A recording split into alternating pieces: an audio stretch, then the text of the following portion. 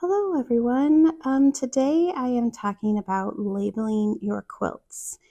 Most specifically mini quilts, because on Instagram we're in the Woolly Petals mini quilt swap, and it is starting to get to the point where people are labeling their minis. But any of these ideas will work for labeling full-size quilts as well. This is my mini quilt wall. I thought I would share it with you. Mini quilts made by friends and in swaps, and some by me, and it's really a joy. So let's get into some labels here. Here I have a handful of minis, some with labels already, and I have some labels to share with you how to make, and we'll talk just about how to label your mini pretty much. So to get started, I use this for a lot of my full-size quilts. This is a leather label that is stamped with woolly petals, and I ordered it from a shop off of Etsy. I will look them up and share the shops that I've purchased things from in the caption. So if you wanted to order something like this, you could. They will do custom labels, and you can get your logo or your name if you don't have a business. This label can go on the front or the back of a mini, and it just has two little holes punched in it so you can sew it on topically after the quilt is finished. I really love this option because it's simple and it gives them the name of you or your business if you want to share that with the people, which it's good too. I think in the future people might want to know where these quilts come from. And this actually goes through the wash with no problem. I've never had any issues, and it just looks very clean and smart. So it's a very good option, and I would definitely recommend it. So our next label I have here is this ribbon label. It's a printed ribbon label, and I did a custom logo on it. It says handmade on the back, but I do believe you can do anything on the back. It comes like this, just in a little piece of ribbon printed, and then when you get it, you fold it in half to sew into your binding or seam or wherever you put it.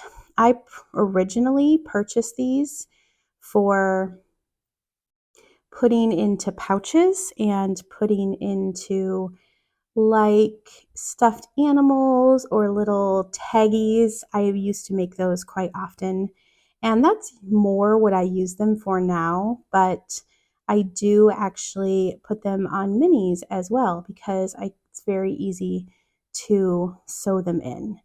So you can get these on Misslabel, Misslabel. I'll also share her Etsy shop in the caption.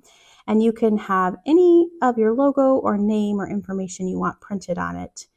And they have lots of different sizes that you can get, or the width, or all of those different things.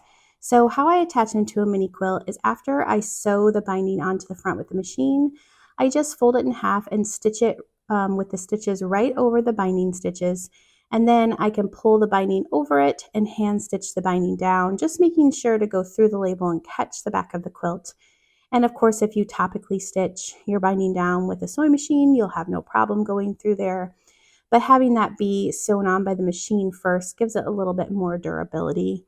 With mini quilts, it's not that big of a deal because we're not washing them, they're just hanging on a wall. But for a full-size quilt and using a label like this, having it stitched down by a machine and backstitched on either end is going to be a really good thing to do when it goes through the wash and it gets tumbled and people pull on that tag so it's soft. It doesn't really have a bad feel to it though, so if you are using this and you feel it on the back, it's fine. So these are that other great option for mini quilts or regular size quilts, putting them on the back or the front. Either of these options are great. So let's talk about a little DIY option. So this is a little pillowcased rectangle. I cut this at 3.5 by 4.5, 2 pieces. and then I pillowcase them together, right sides facing, so 1/4 of an inch all the way around. Leave a little opening on one side so you can turn it, and then turn and press flat. This way you have a really nice finished edge, and you can put it on the back of your finished quilt by whip stitching it down or invisible stitching it down on all sides.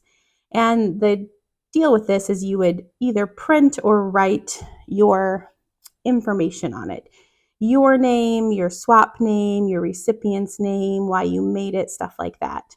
So that's a really great option. These are, of course, done with white fabric, but you could do any fabric as long as you can see what you're printing on it. I just pulled over some markers that I use to write with. Now, I'm not 100% positive that these would be the best for a quilt that you are washing, because I can't speak to their color fastness after a wash, but they're great for a mini quilt. They're Pigma Micron archival ink, and it's kind of like a Sharpie, but it's for fabric and for paper too, but it works really well for fabric. I have 3 little lines here just kind of showing you the different sizes, a 1, 3, and a 5, starting from the top to the bottom. And they look very similar, but just gives you a little bit of a different thickness depending on what size you pick. When you are writing a label like this, you can write all the information, like I said, the hashtag if it's a swap, or a reason if it's like a baby shower gift or a wedding gift, and then who made it, either your business name or your personal name, and who you made it for. In the Woolly Petals mini quilt swap, you can do any and all. The main thing I would recommend writing on is your name or Instagram name so people can find you. So the other thing that you can do here is you can take a single piece of fabric and just iron the edges over 1/4 of an inch, and then stitch it down with that invisible stitch or a ladder stitch as well after you write all of your info on it. One of the reasons I don't love this option is you can see the fabric through the quilt through the fabric, I guess, a little bit easier. With the pillowcased edge, you get a nice finished edge, and it's 2 layers, so it doesn't show anything through typically. So that's one of the reasons I don't typically do just the edges folded over. Another way you can do a label on the back is actually piecing it into the back of your quilt or mini quilt. If you are making a pieced back, this is a little bit easier. But if you're doing a full quilt or a small quilt and you've never pieced it back before, you would just kind of add some fabric to each side of this label to be wider than the width of the back of your quilt. And then you would add a piece along the bottom and a piece along the top, and they would hopefully extend past the edges of your quilt. For a mini quilt, extending it just a couple inches, but for a big quilt, sometimes you need a lot larger. You do have to then make sure your label is properly positioned on the back of your quilt so it's in one corner. You don't necessarily want your label to sit in the middle of the back of a quilt. So that's something to consider.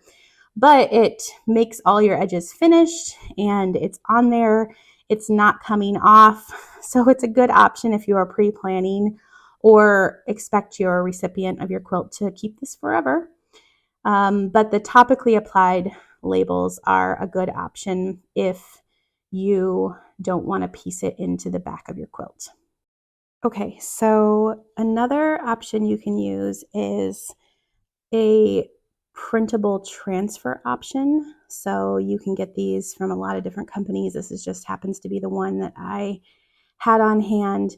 You print it onto this piece of paper from any inkjet printer, and then ideally it would be flipped so the image is in reverse, and then when you lay it down, you iron on the back and you can pull it away. This is really old and I didn't read the instructions, so it's not perfect and it didn't actually work, but I have used it before because this was the last sheet and I believe it worked just fine.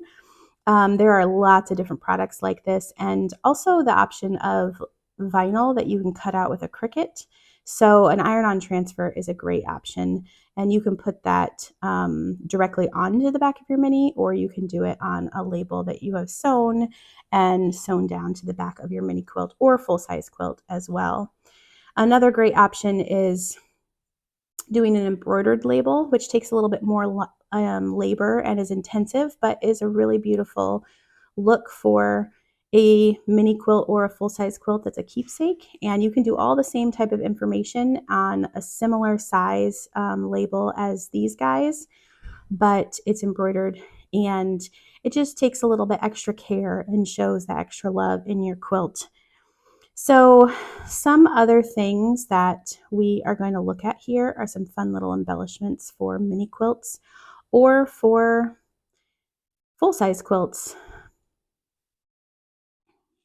So something that is really fun to purchase is pre-made labels from someplace like Sarah Hart's.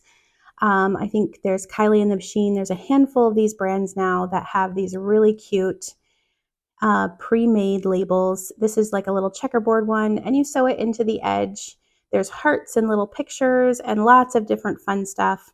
But that's a fun little thing that you can sew on the front or the back of your mini quilt or onto a full-size quilt to just add a little extra touch.